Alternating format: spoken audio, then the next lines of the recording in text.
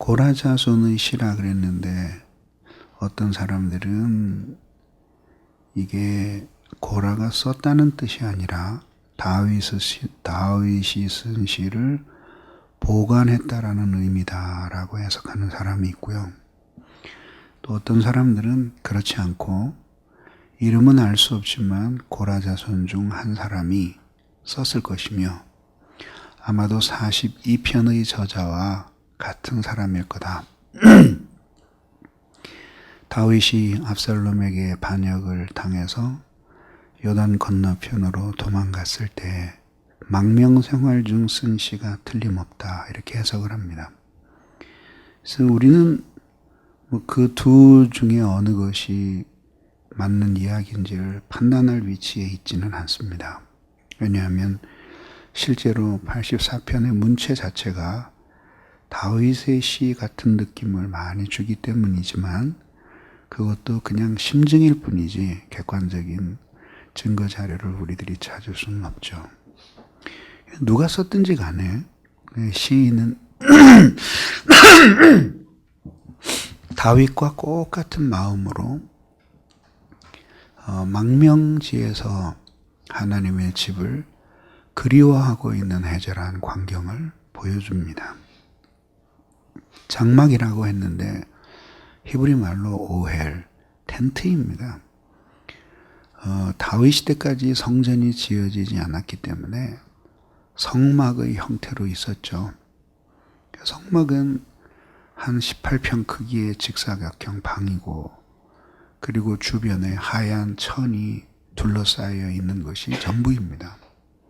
그러니까 무슨 아름다울 만한 것이 아무것도 없고 더욱이 지붕 덮개는 물돼지 가죽이었으니까 아름다울 만한 것이 없었습니다.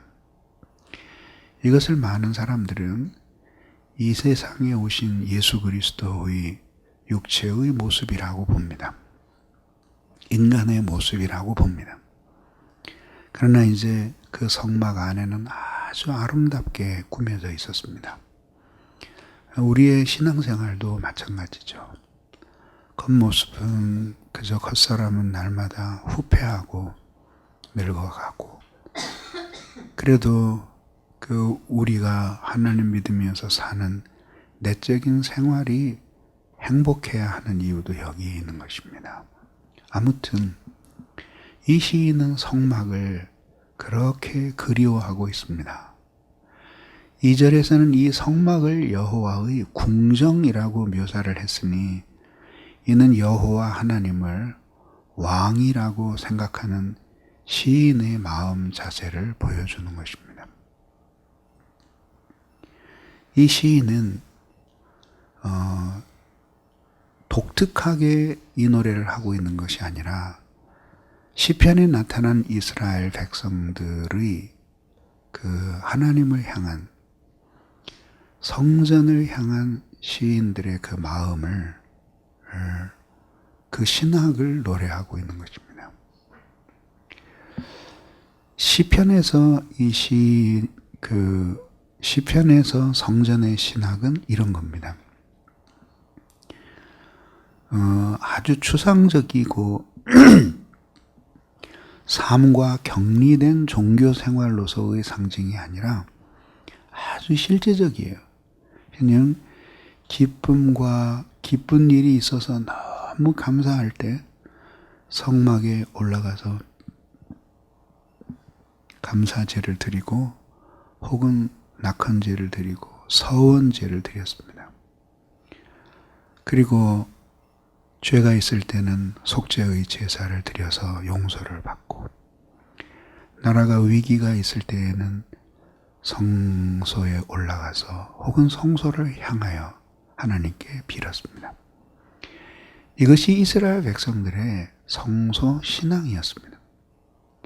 그러니 이 시인은 멀리 역사적으로는 자기 조상들을 광야 시절부터 지켜주신 하나님의 그 놀라운 언약을 생각하였을 것이고 가깝게는 개인적으로 자신이 일생을 살아오면서 기쁘고 슬프고 괴로울 때 자기와 동행하셨던 하나님을 노래했을 것입니다.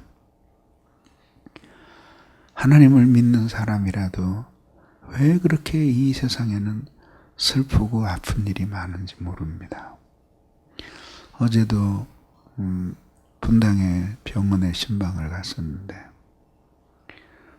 도저히 변화되지 않을 것 같았던 그 남자 성도가 주님을 깊이 만나고 변화되고 교회 안수집사까지 되고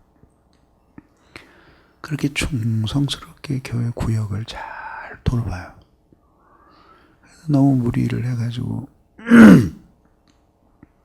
대상포진에 걸렸는데 그걸 무릅쓰고 구역원이 9명인데 모두 아울리치를 간다니까 구역장에 의무감이 있어서 동행을 하고 더 나빠졌어요. 그래서 지금 재생 불가능성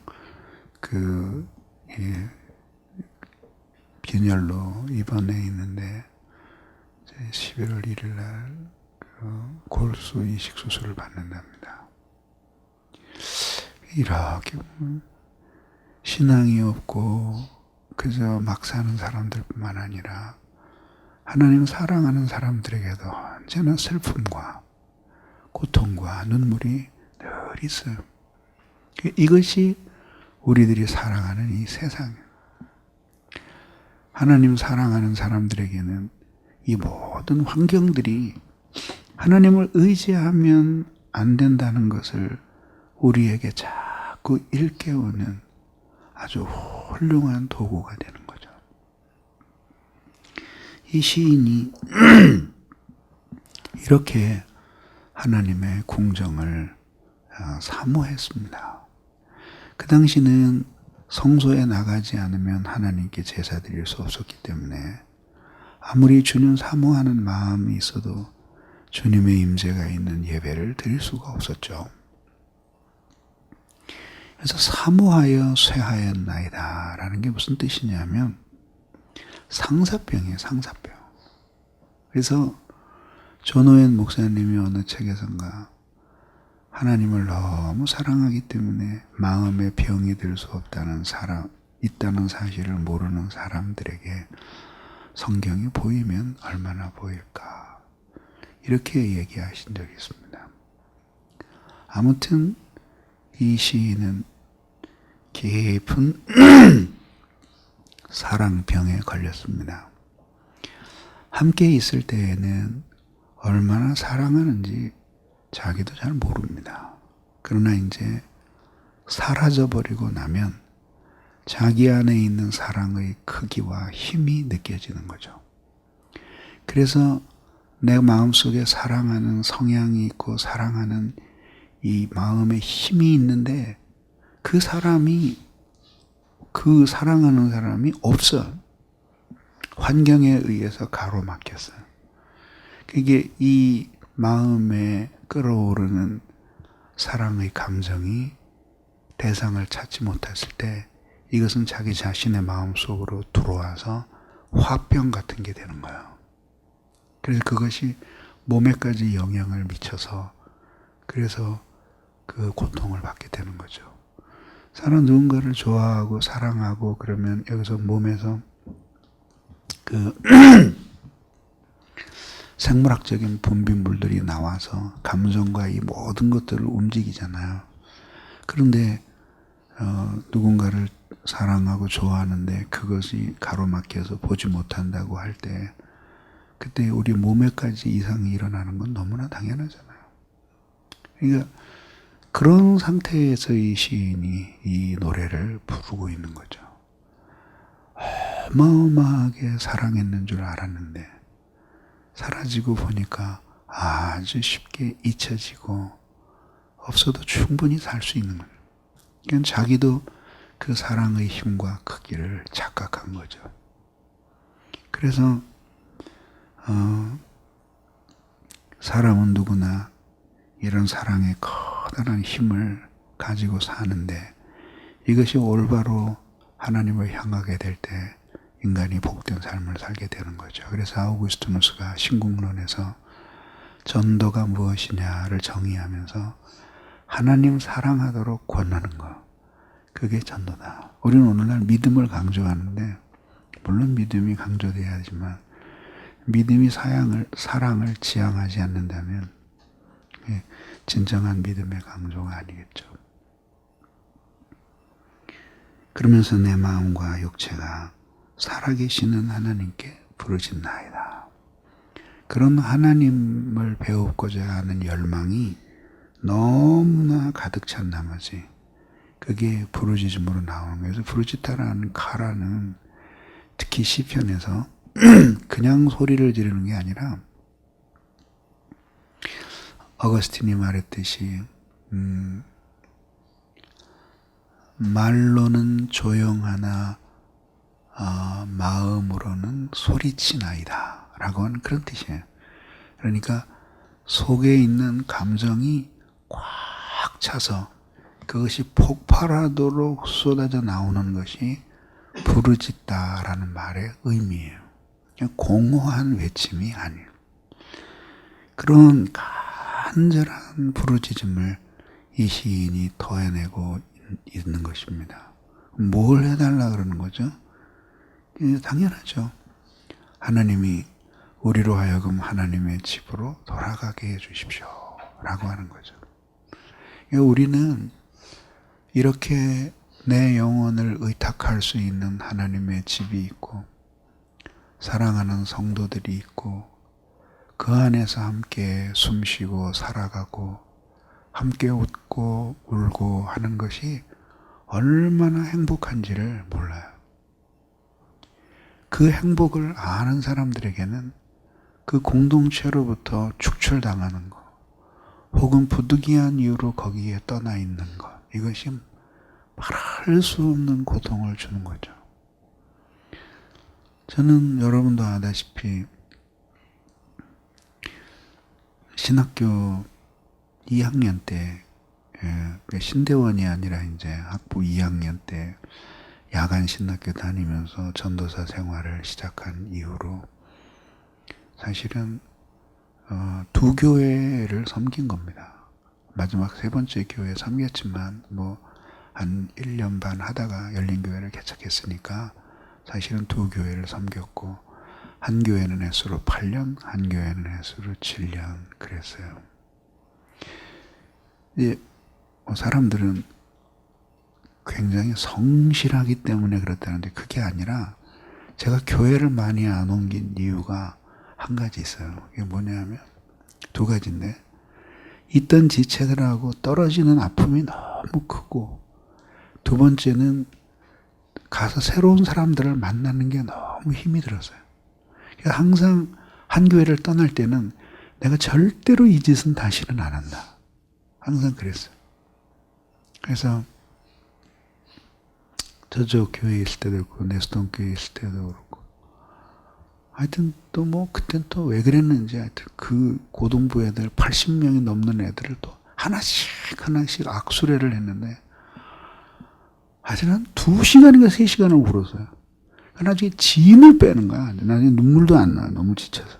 그래서 일생에 이런 짓은 한 번 해야지 2번 할 게 못 되는구나. 내가 그때는 절실하게 느꼈어요.